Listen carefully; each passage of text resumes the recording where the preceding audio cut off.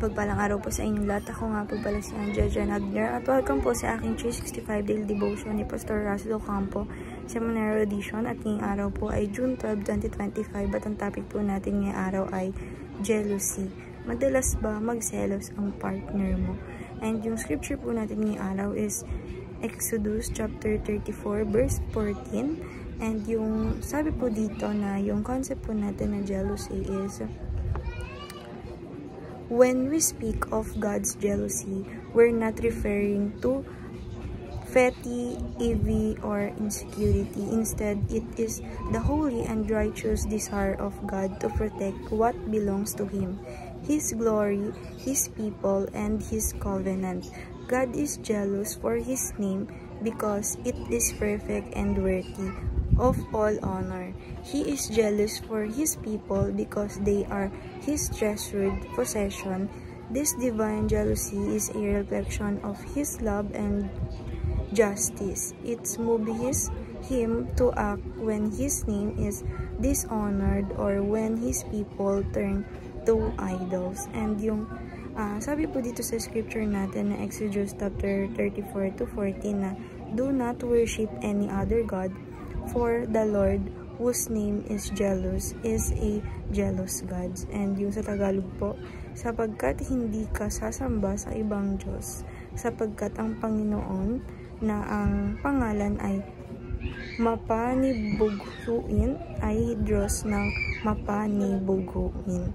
And yung teaching number 1 po natin is, God's jealousy protects His glory. Sabi po dito na ang ating Panginoong Diyos, yung pagselos niya po ay hindi lang po basta na ikakasama natin or talagang parang ibang jealous. Yung pagka-jealous po or pagkaselos ng ating Panginoong Diyos is ito po yung glory niya na pinoprotect tayo, na dapat na sa Kanya lang tayo nagbupuri at hindi sa ibang Diyos-Diyosan. And teaching number 2, God's jealousy is for us, not against us. Yan nga po na yung jealousy ng ating Panginoong Diyos is hindi lang po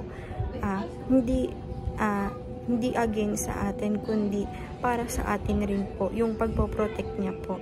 And teaching number 3, God's jealousy treasures covenant relationship. Sabi po dito na yung jealousy na God's jealousy is ito po yung treasure ng ating Panginoong Diyos dahil nga po nandito yung relationship natin, covenant relationship natin sa Kanya. And application number 1, devote yourself to God alone. Sabi po dito na i-apply po natin sa buhay natin, sa sarili natin, na i-devote natin yung sarili natin sa ating Panginoong Diyos lamang at wala ng iba. And application number 2, desire God above family, wealth, and prestige. Sabi po dito na i-apply po natin sa sarili natin na i-desire natin yung Panginoong Diyos natin na hindi na mas mataas sa pamilya natin, na mas mataas sa mga kayamanan,